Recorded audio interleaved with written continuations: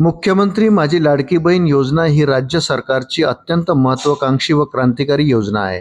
ही योजना लाडक्या बहिणींसाठी कायमस्वरूपी सुरू राहणार असल्याचा दावा महायुतीकडून सातत्याने करण्यात येत आहे। मात्र गेल्या 3 महिन्यापासून लाडक्या बहिणींच्या योजनेचा हप्ता मिळालेला नाही।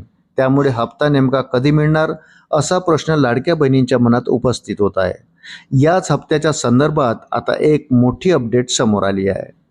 लाडकी बहीण योजनेच्या लाभार्थी महिलांना मार्च महिन्यापासूनचा हप्ता अद्याप मिळाला नाही आहे। आता मे महिना उजाडला आहे आणि अद्याप मार्च महिन्यापासूनचा लाभ रखडला आहे। त्यामुळे हप्त्याचे पैसे नेमके कधी मिळणार असा प्रश्न लाडक्या बहिणींच्या मनात उपस्थित होत आहे। पण आता लाडक्या बहिणींना एकाच वेळी हप्त्याचे 4,500 रुपये मिळण्याची दाट शक्यता वर्तवण्यात येत आहे। लाडकी बहीण योजनेच्या लाभार्थ्यांच्या तांत्रिक पडताळणीचे काम सध्या सुरू आहे। ही पडताळणी पूर्ण झाल्यावर लाडक्या बहिणींच्या खात्यात थेट पैसे जमा केले जाणार आहे।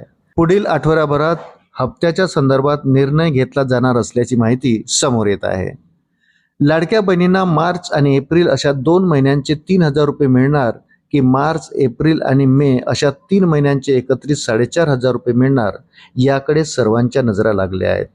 मिळालेल्या माहितीनुसार तिन्ही महिन्यांचे एकत्रित पैसे दिले जाण्याची शक्यता वर्तवण्यात येत आहे।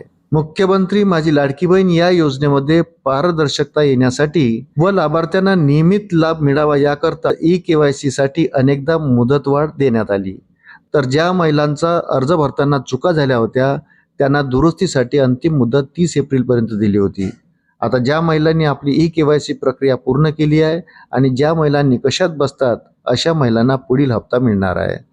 अशाच नवनवीन अपडेटसाठी व्हिडिओला लाईक आणि चॅनलला सबस्क्राईब जरूर करा।